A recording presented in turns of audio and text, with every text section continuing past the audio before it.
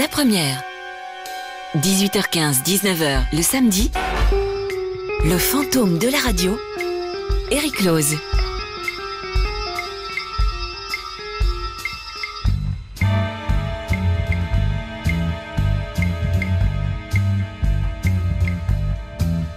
Bonsoir, c'est bien le fantôme de la radio qui vous parle. Me voici une fois de plus avec cette envie de partager avec vous quelques sons qui ont jadis traversé les ondes. Malgré ce confinement bien long, je me faufile encore et toujours au cœur des postes de radio un peu partout en Belgique et aussi chez vous où j'écoute tous les jours avec attention ce que vous écoutez. Je me glisse aussi dans vos téléphones portables, vos baladeurs, histoire de mieux savoir qui vous êtes et quel genre de programme vous préférez. Il m'arrive également de faire une petite visite à l'intérieur d'une télévision et de regarder ce qui s'y passe. Cette lumière, vraiment, quelle merveille! Toutes ces aventures m'ont permis d'accumuler dans ma mémoire des milliers d'heures de souvenirs. Tous les programmes que j'ai vus et entendus y sont classés et archivés. Chaque semaine, je vous en propose quelques extraits choisis autour d'un thème ou d'une personnalité au cours de cette émission que j'ai le grand plaisir de vous présenter. Alors si vous avez encore un doute quant à mon existence, restez bien à l'écoute, vous constaterez très vite que seul un fantôme qui a traversé les âges peut vous raconter des histoires comme celles que je m'apprête à vous livrer ce soir.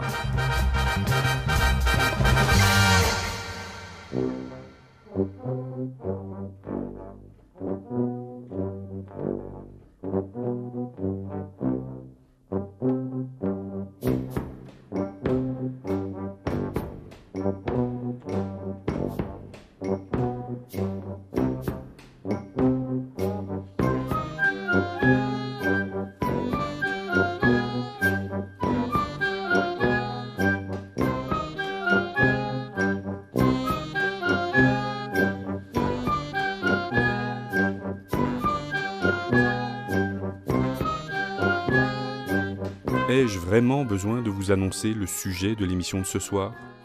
Le générique, je pense, annonce déjà la couleur. Un générique mythique, osons le mot, signé Combo Belge, reconnaissable entre tous, celui de Striptease, une émission imaginée par Jean Libon et Marco Lamensch. Striptease, magazine documentaire diffusé sur la première chaîne télé de la RTBF un mercredi par mois à l'heure de grande écoute après le journal télévisé.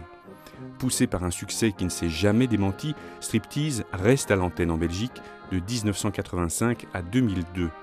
Installée sur France 3, l'émission poursuit son chemin dans le paysage audiovisuel français jusqu'en 2012. Tous ceux qui ont regardé ou qui regardent encore Striptease ont un avis sur le sujet. Striptease entraîne l'adhésion complète ou le rejet absolu du téléspectateur. Honni par les uns, adulé par les autres, Striptease ne laisse personne indifférent, chacun a son avis tranché et souvent péremptoire. Les détracteurs prétendent que Striptease a tué le documentaire en Belgique. Les aficionados, eux, affirment que cette émission a révolutionné la télé. Essayons ce soir de prendre un peu de hauteur, de dépasser ces postulats et d'y voir plus clair, en donnant la parole à ceux qui ont créé et produit Striptease, et aussi à quelques autres qui ne sont pas étrangers au succès du magazine. Enfin, grâce à la SONUMA, la Société de numérisation et de valorisation des archives audiovisuelles de la RTBF, vous pourrez prolonger l'écoute de cette émission en regardant, jusqu'à plus soif, de nombreux épisodes de Striptease sur ovio.be. Pour comprendre l'origine de Striptease, il faut remonter plus de 50 ans en arrière. Nous sommes en 1967. Un duo journaliste-réalisateur, Pierre-Manuel et Jean-Jacques Péché, lance un nouveau genre de magazine d'information pour la télévision, Faits divers. Avec Faits divers, les deux hommes cassent les codes du reportage classique et font entrer le documentaire du réel à la télévision. Dans les films de Manuel et Péché, le sacro-saint commentaire du journaliste se fait d'abord très discret, puis disparaît complètement. Le film est illustré par de longs plans séquences qui suivent les personnages au plus près de l'action. Quant aux interlocuteurs, ils s'expriment sans barrière dans de longues interviews vérités. Voilà pour la forme. Quant au fond, il suit la même volonté de rupture. Faits divers se tourne vers les laissés pour compte, les marginaux, les gens de petites conditions, les accidentés de la vie à qui la télévision ne donne jamais la parole à cette époque-là. Les deux auteurs filment en immersion. Ils suivent ces personnes dans leur environnement, leur milieu de vie ou leur univers de travail illustrant au passage les relations difficiles, voire conflictuelles, qu'ils entretiennent avec les autorités, l'administration ou le pouvoir dans ce qu'il a de plus absurde et oppressant.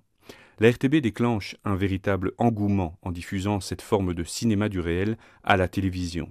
Une démarche innovante à laquelle le public adhère sans détour. Manuel est venu me parler, m'a dit « Est-ce que tu ne penses pas qu'on pourrait tenter une série qu'on ferait en Belgique ?» Jean-Jacques Péché. La règle était « On va travailler chez nous », ce que je trouvais une bonne règle d'ailleurs, et on va essayer de décrire la société dans laquelle nous vivons.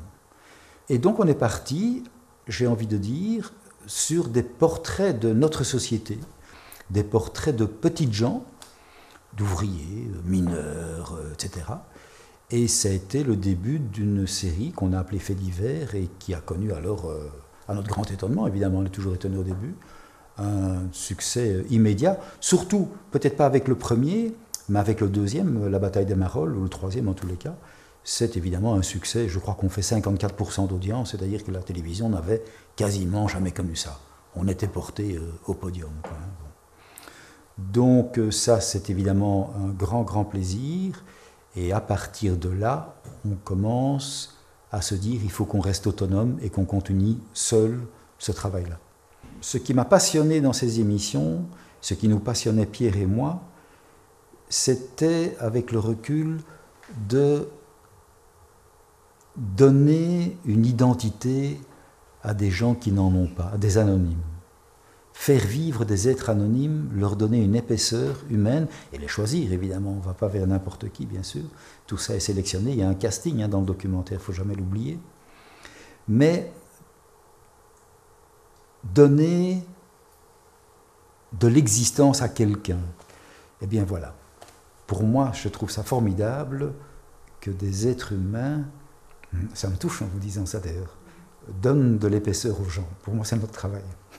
J'ai découvert le cadeau que c'est que des gens qui vous font confiance et vous accordent une partie de leur intimité, une partie de leur secret, vous confient ça, vous entrez dans leur intimité et je trouve que c'est un cadeau formidable sur lequel on ne peut pas tricher.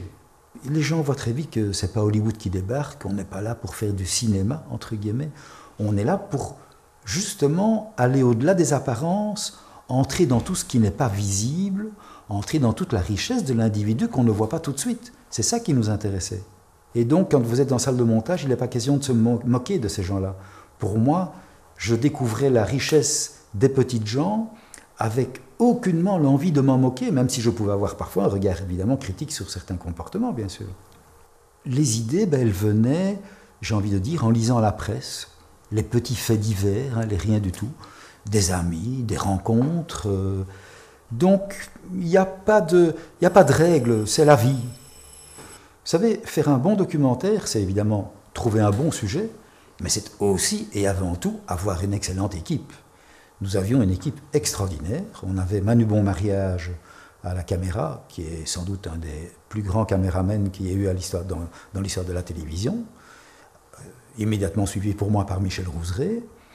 Il y avait au son Albert Rupf, qui était un excellent preneur de son. Il y avait au montage un homme de l'ombre qu'on a tendance trop souvent à oublier, mais qui était un excellent monteur, vraiment brillant monteur, Édouard Van Kutsen. Quand on a une équipe comme ça, j'ai un peu l'impression que ça devient facile de travailler, parce que chacun vient avec son inventivité, avec son plaisir. Ça a toujours été une chose très importante pour nous, trouver du plaisir dans ce que nous faisions. Ça, c'est pour moi un moteur essentiel. Ne faisons surtout pas quelque chose qui nous emmerde, quoi. Je pense que ce qui m'a le plus fasciné, ce qui nous fascinait le plus, Pierre-Manuel et moi, dans la démarche documentaire, c'est que le documentaire, c'est un espace de liberté. Et qu'en ça, les autorités ont très peu de prise. Et on n'a jamais, ni Pierre ni moi, beaucoup aimé les autorités, il faut bien le reconnaître. Sauf quand elles étaient remarquables. Je pense à celle de Ouan-Germais. Pour nous, Ouan-Germais restera le grand patron, le vrai grand patron de la télévision, évidemment. Mais à côté de ces gens que nous respections, parce qu'ils avaient une exigence, mais une exigence professionnelle, une exigence humaine et une culture absolument extraordinaire, le documentaire nous apparaissait comme un espace de liberté, comme un espace de petites impertinences, et donc on pouvait, j'ai envie de dire, en ayant l'air de ne pas y toucher, effleurer quand même de sérieux travers de notre société, quoi. Vous l'avez entendu, le cadreur, c'est Manu Bonmariage. Caméra à l'épaule, toujours en mouvement, Bonmariage donne à Faits divers son identité visuelle. Il travaille avec un certain Jean Libon, qui sera son assistant sur la plupart des tournages de Faits divers. Dans le courant des années 70, Jean Libon devient lui-même caméraman à la RTBF, très influencé, on l'imagine, par Faits divers et le style de Manu Bonmariage. Il travaille pour le secteur de l'information et aussi pour le magazine de reportage À suivre, mené de main de maître par Henri Mordant. C'est en travaillant pour À suivre que Jean Libon rencontre le journaliste Marco Lamenche. Le courant passe immédiatement entre les deux hommes. Ils réalisent ensemble des reportages qui annoncent l'arrivée de striptease par leur forme plus radicale et plus proche du documentaire. Parmi ces films, Les Russes attaquent à l'aube, qui met en lumière le désœuvrement des miliciens et des soldats de l'armée belge. Libon et Lamenche font également parler d'eux en réalisant Faut pas plonger, un portrait inédit et bouleversant de deux jeunes toxicomanes, un homme et une femme, au bord de l'abîme, qui essayent de décrocher. En parallèle, Libon et Lamenche élaborent le concept de striptease. On a fait donc Russes attaquent à l'aube, qui a fait le tour du monde à l'époque, hein. Tout le monde a rigolé de cette histoire. Hein. Et donc à ce moment-là, vu les réflexions qu'on avait depuis 2 ou 3 ans quand même, vu quand même tout le passé de Faits divers, etc. Jean Libon. On a fait le manifeste striptease, hein, le menu, hein, les 13 pages. Quoi. Et puis donc on a un peu parlé autour de nous dans la télé avec des gens dont on savait qu'ils étaient tout aussi insatisfaits que nous. Donc il y a eu André Dartevet qui nous a rejoint, il y a eu André François. On est allé chercher René-Philippe Dawan qui travaillait à la radio à l'époque. Il y avait Michel Stameshkin qui était un des réalisateurs qui travaillait aussi à suivre à l'époque. Donc on s'est retrouvés à une petite équipe. Et bon, les idées s'agitaient dans tous les sens, quoi. On s'était dit, donc on va faire des sujets courts, puisque les sujets longs, ça ne marchait plus. On va faire des sujets courts. On va faire 3 ou 4 par émission. Et on va jeter tout. On va jeter les interviews. On va jeter la musique, on va jeter surtout le commentaire, et on va, plutôt que de courir au bout du monde, en terre de feu, ou au Groenland, ou au Grand Nord, on va à côté de chez nous. En plus, on est à Bruxelles, au Bouvard-Riers. À 3 km, il y a ce qu'on appelle une tribu un peu bizarre, qui s'appelle les Flamands. Que personne n'allait jamais voir, sauf vraiment exception, etc. Donc on s'est dit, voilà, et on va faire un sujet flamand chaque fois, on va prendre des collaborateurs flamands, un truc. Et donc on a fabriqué ça, on a fait 2 émissions. Les premières, d'ailleurs, la première, il y avait 3 sujets, c'est 17-18 minutes, on s'est rendu compte que c'était encore un peu trop long, donc on a raccourci à 12-13 minutes. Et on a projeté ça à la direction. Et on a eu une séquence formidable que plus tard, après, j'ai revécu plusieurs fois et qui est des séquences formidables. C'est-à-dire que on projette ça, la lumière s'allume et vous regardez les gens qui ont regardé dans quelle direction. Et c'est le silence le plus complet. Et vous voyez, comme dans les BD, une bulle au-dessus de leur tête avec un grand point d'interrogation. Et il y a un silence complet. Et c'est une séquence que j'ai revue et qui maintenant d'ailleurs me fait rire chaque fois que je peux la revivre. Et ils se disent, mais c'est quoi ce bazar? C'est quoi ce truc? Qu'est-ce qu'on doit en penser? Et ils ne savent pas. Et ils ne savent pas. Et ils ne savent pas. Et c'est formidable qu'ils ne sachent pas, naturellement. Parce qu'à ce moment-là, ils nous laissent faire. Et donc on a mis ça dans le circuit. Alors que vous savez toujours, déjà à l'époque ça existait, il faut tester les émissions, il y a des cours, des bazars, des analyses, moi je trouve personnellement toujours assez bidon d'ailleurs, hein, c'est un peu comme les sondages, c'est toujours un peu bidon en fait, tout ça, truc.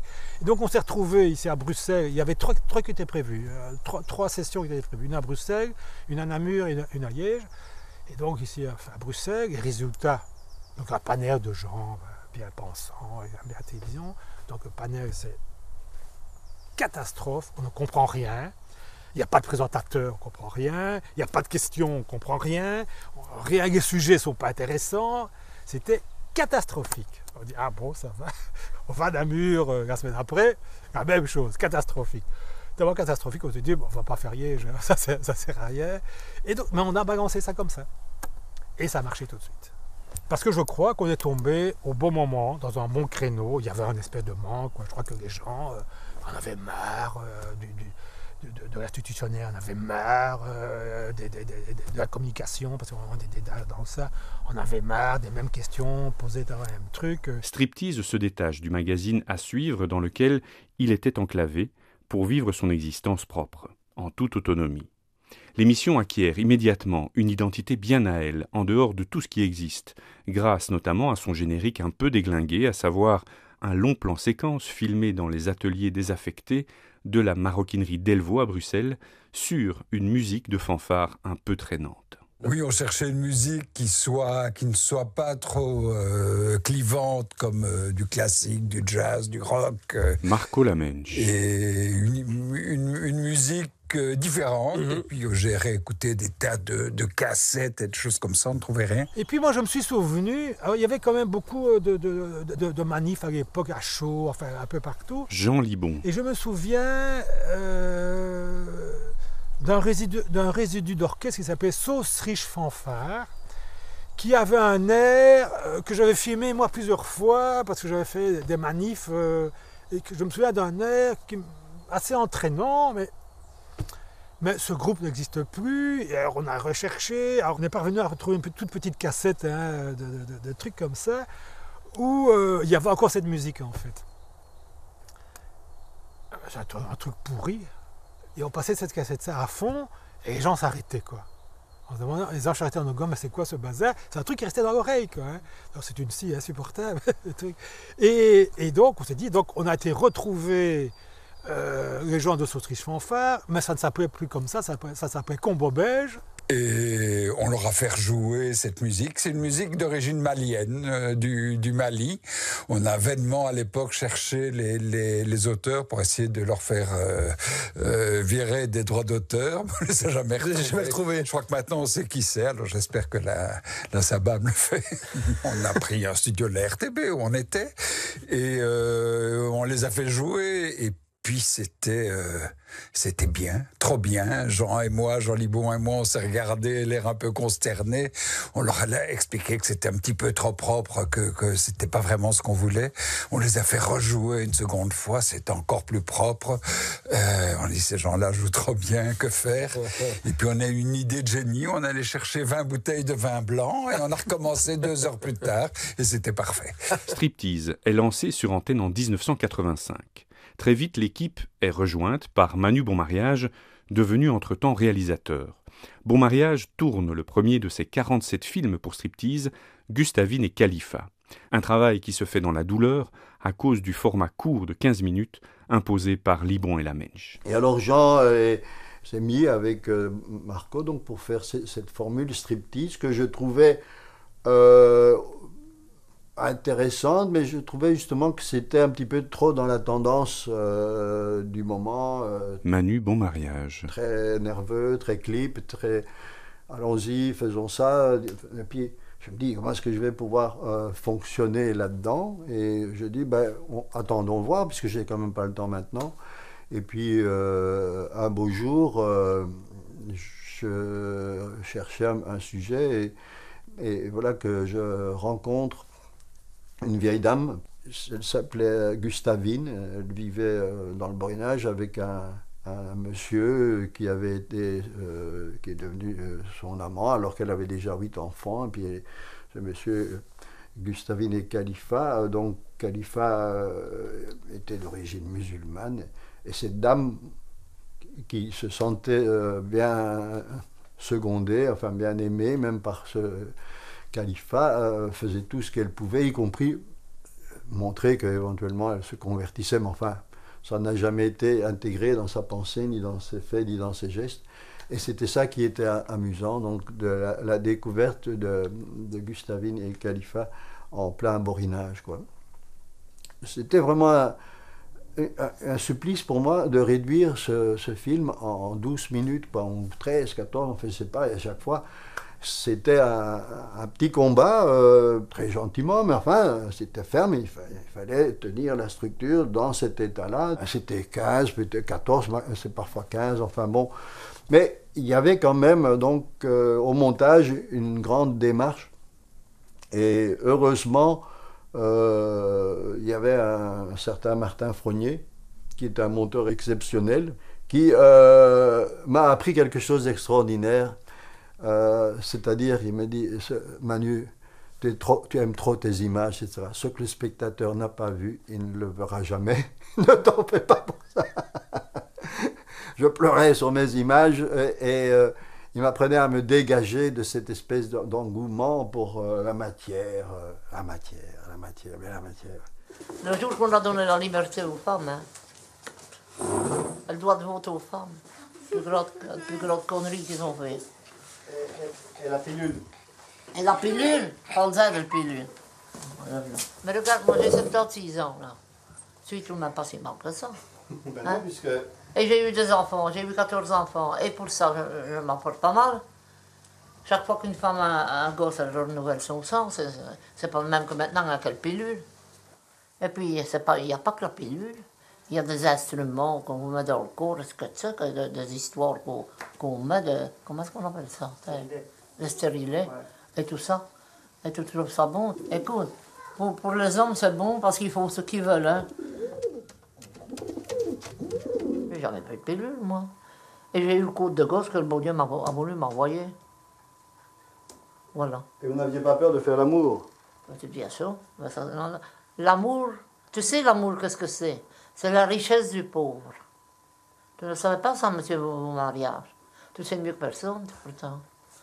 L'amour est la richesse du pauvre. Pourquoi? Parce qu'il n'a que ça comme agrément, s'il n'a pas de sous dans sa poche, il peut bien faire l'amour, puisqu'il a tout dit cheveux flot. Tu comprends?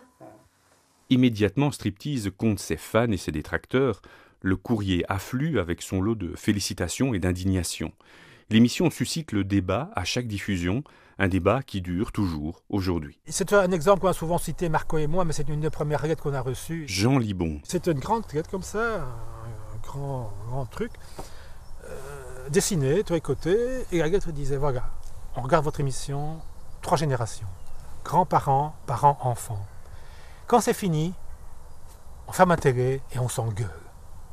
Et c'était formidable, ça voulait dire que quelque part, et je crois que ça a duré comme ça, que la manière dont on appréhendait les choses, un téléspectateur de Striptease appréhende les choses, ça devenait un acte actif et pas passif, quoi.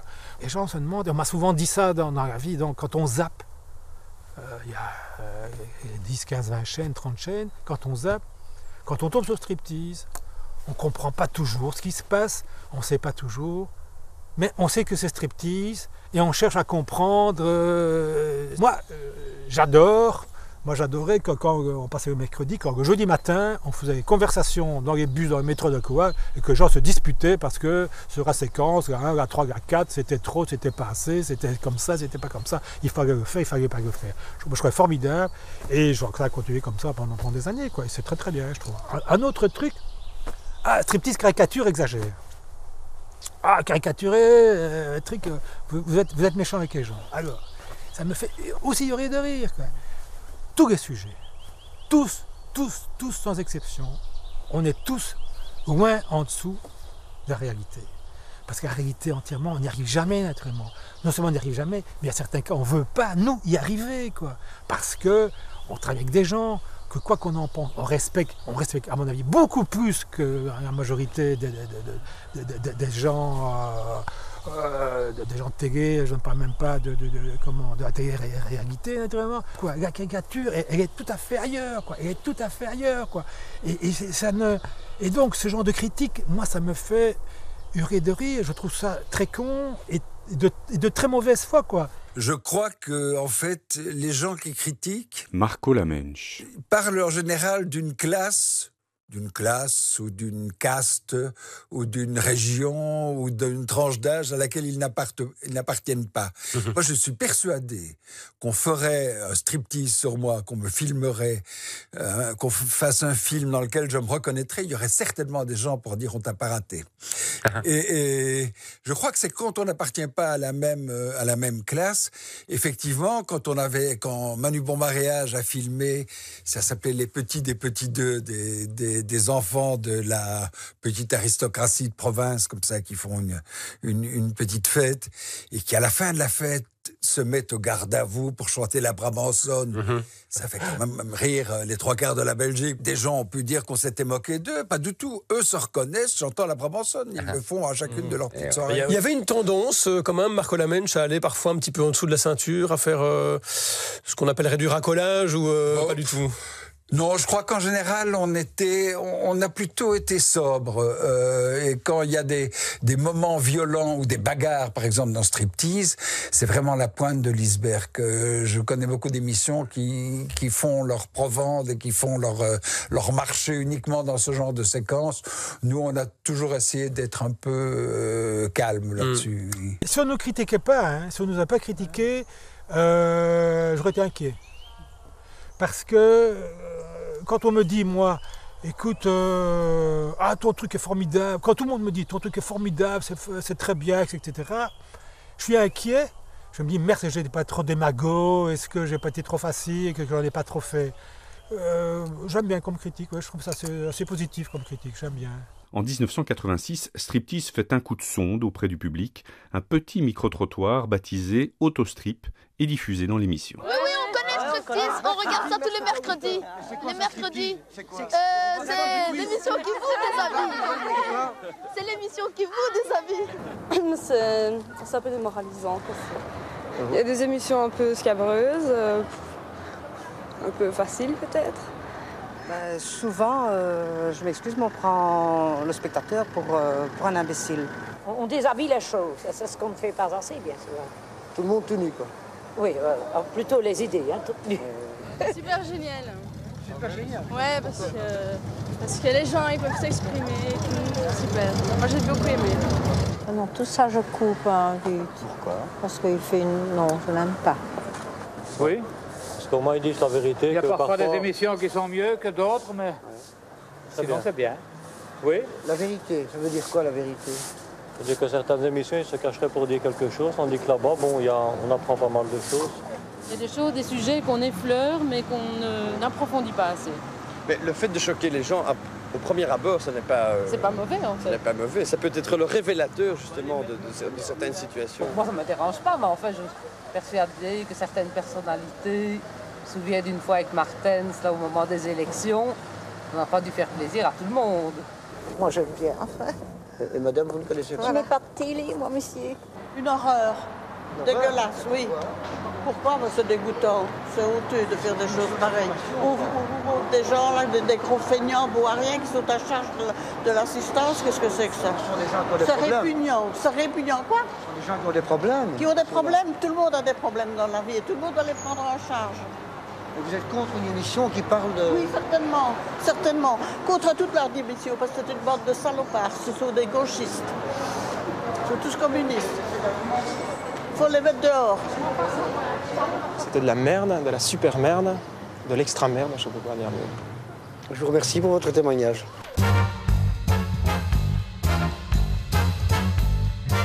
Dans les années 90, la télévision s'équipe massivement en matériel vidéo électronique, plus souple et moins contraignant.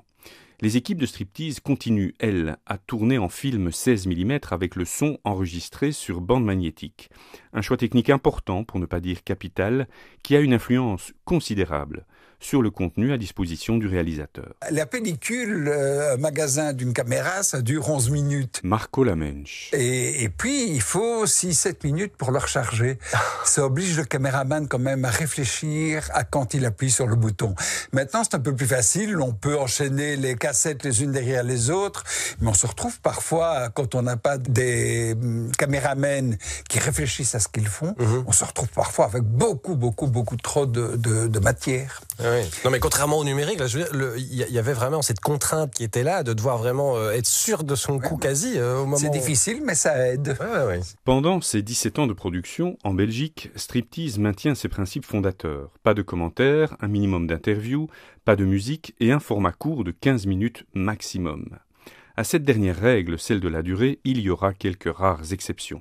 Tout d'abord, Les larmes de Ludovic, un film de 60 minutes consacré au candidat du concours Reine-Élisabeth, enfermé à la chapelle musicale. Mais le long format qui fera le plus parler de lui est Une délégation de très haut niveau, ou les tribulations de parlementaires belges en Corée du Nord. Certains ont dit après ce reportage qu'ils avaient été piégés par l'équipe de tournage. Écoutez, on va vous répondre à ça.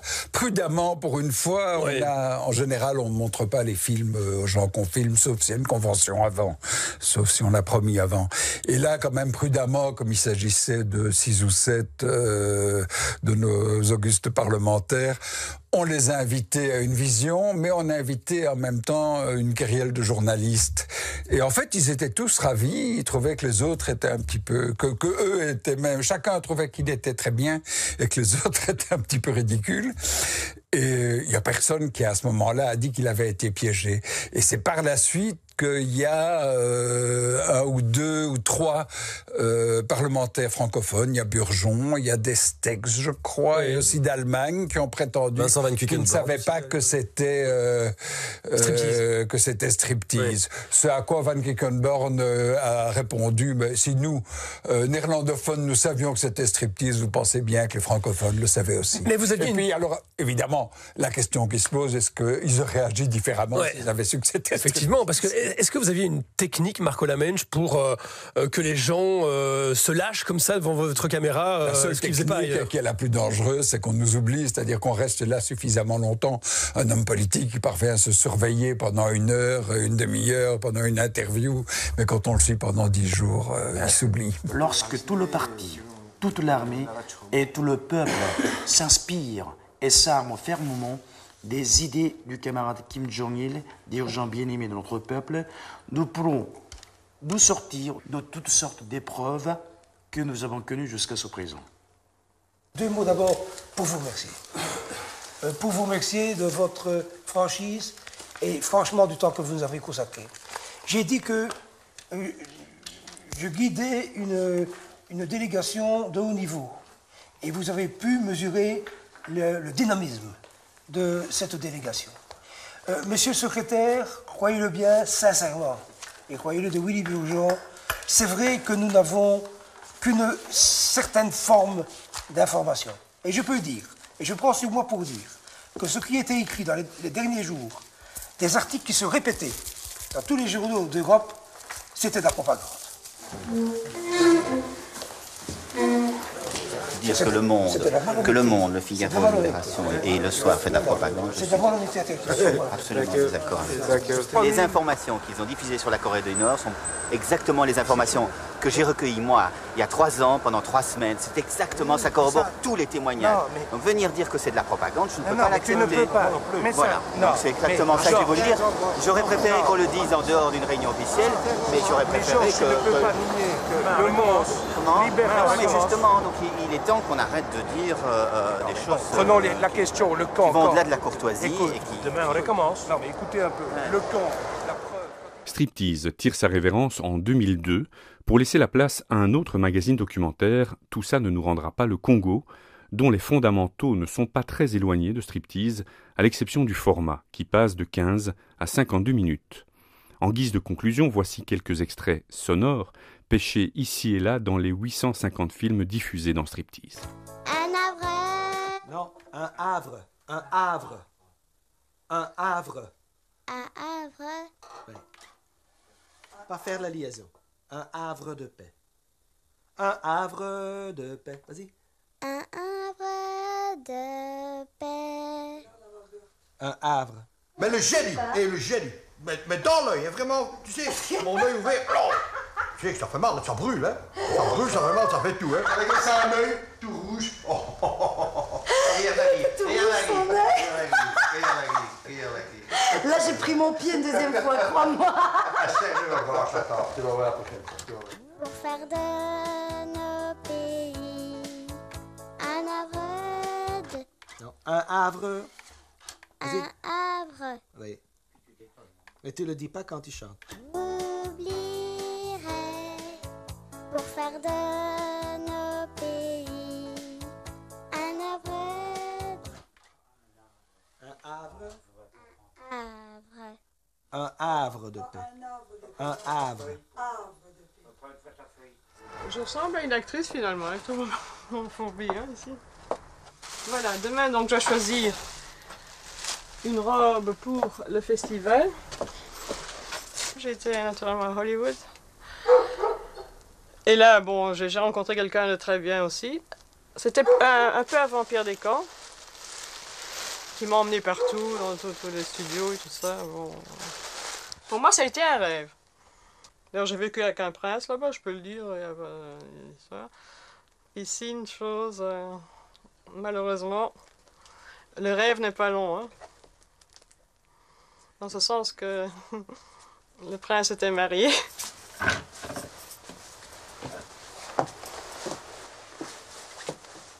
Je crois que je suis encore désirable. Et je ne fais pas d'effort pour l'être, je le suis naturellement. Oui, mais elle doit pouvoir le dire, je crois. Un havre. Non, un havre. Un havre. Un havre. Un havre. Oui. Nous l'oublierai pour faire de nos pays. Havre. Il n'est pas peur. Et c'est un truc qui te fait rêver? De quoi? Hitler. Bah, ça me... Ouais, j'aime bien.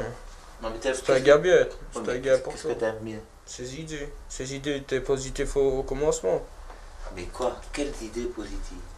Bah, d'abord, quand tu faisais partie de ta propre armée, tu avais ta propre voiture, ta propre maison, les uniformes étaient impeccables. Enfin bon, tout le monde ne fait pas partie Ils de l'armée, tout le monde. Ils avaient une armée bien stricte, bien organisée, comparée à l'armée belge qui est une vraie chiotte. Ces idées sont bien. Tu verras jamais un papier par terre en Allemagne. Mais Hitler n'est plus là maintenant. Hitler n'est... Non, d'accord, mais ces bases-là viennent de ces idées aussi. Une ville propre, une vie bien stricte, les gens sont bien polis, accueillants. Pourquoi? Parce qu'il y a eu une bonne organisation, une bonne entente, comment dire... Et aussi des gens qui ont été massacrés aussi. J'ai pas eu connaissance de ces faits. J'étais trop jeune d'abord. Mais t'étais trop jeune, t'étais pas né plutôt? Où j'étais pas né, effectivement, je n'étais pas né et je ne pense que c'est jamais rien passé, quoi. C'est tout. Pour faire de nos pays un havre de paix. Donc il lui faut le temps de réassimiler pour faire son petit truc là. Pas un arbre. Ce serait bien échu que les gens, il y en a qui vont l'entendre, mais peut-être pas. Mais pour le final, pour sa cassette, ça c'est pas possible. Il faudra qu'elle revienne chanter. On peut être conciliant, mais on peut pas laisser passer des fautes quand même. Rapidement, s'il vous plaît, une minute. Si nous avons la majorité absolue, c'est parce que les citoyens le veulent. C'est tout. Alors, moi, je crois que on le pourra encore l'avoir. Si nous ne l'avons plus, nous verrons quel est le parti qui accepte le plus ou qui se rapproche le plus de notre programme. Vous avez des exclusives? Exclusives, certains, c'est pour le Front National. Le MDL aussi? MDL, c'est impossible de travailler qu'en Oshpo. Monsieur Mourman, s'il vous plaît. Monsieur Lafosse, là, je crois que la population vous entend parler et vous juge sur vos propos. Je ne suis pas un caméléon de la politique. Vous êtes en tout cas l'assassin de la ville de Mons. Parlez-en aux commerçants, parce que ce qui s'est passé, c'est horrible. Monsieur Mourman, ma question porte sur les coalitions possibles. Si j'ai l'occasion, en tout cas, il n'y a pas... Mais Monsieur Lafosse, s'il vous plaît. Monsieur Lafosse, je vous laisse à votre hoche mentale. Monsieur Lafosse, s'il vous plaît. Ouais, c'est bon, allez, Ouais, vas-y. Attends, laisse-moi réfléchir. Tiens, t'es... Mais non, ce cas te pique. J'ai gagné! J'entends plus! Ah oui, vas-y. C'est pourquoi? On va y tricher. Voilà, bien dans le cul, voilà, 1000 bombes. Tu vois, t'as triché, hein? Ouais. Tu peux pas tricher. Ben, Tu peux pas tricher, non, une carte. Je vais gagner 1000 bombes, à besoin de 1000 francs. On recommence. Non. Ça vous arrive de repenser à elle, son visage? Oui, tout le temps. Hein, on ne s'est pas gommé comme ça d'un coup de gomme 25 ans de vie, quoi. Hein. C'est pas possible, c'est quand même un quart de siècle. Hein. Ben oui, j'y pense même tout le temps, mais peut-être un manque de dialogue, je ne sais pas. Vous l'avez un peu gommé de 24 coups de couteau. Ben oui, mais je ne me rends compte que 2 coups de couteau et 2 coups de pied. Bon, je ne me souviens pas. J'ai éclaté d'un coup, c'est comme un élastique qui a cassé. Bon, Eh bien, merci de votre appel et bon dimanche, Yvonne. Merci, Lydiane. Au revoir, Yvonne. Bonne année. Et vous êtes à l'écoute de Radio Chevauche.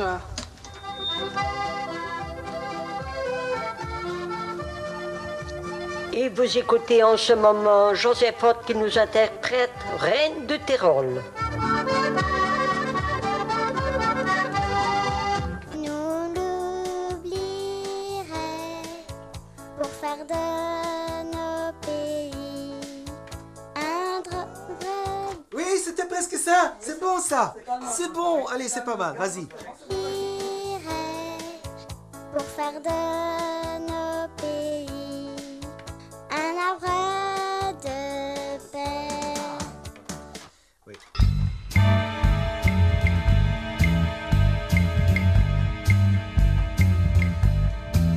Vous étiez à l'écoute du Fantôme de la radio, une émission écrite et réalisée par Eric Lose en partenariat avec la Sonuma, l'entreprise qui veille à la préservation des archives audiovisuelles de la RTBF. Interview de Jean Libon, Manu Bonmariage et Jean-Jacques Péché par Lionel Orion Dutrieux. Interview de Marco Lamenche par François Heureux et Xavier Van Buggenhout dans Jour Première et Entrée sans frapper. Programmation musicale, Alexandra Vassen. Pour tout savoir sur Striptease, procurez-vous le livre écrit par Marco Lamenche en 2018, Striptease se déshabille, paru chez Chronique Éditions. Envie de vous faire un binge-watching de Striptease ? 250 films de la collection restaurés et numérisés par la Sonuma sont en ligne sur ovio.be. Merci de votre écoute et de votre présence, courage et patience. À la semaine prochaine.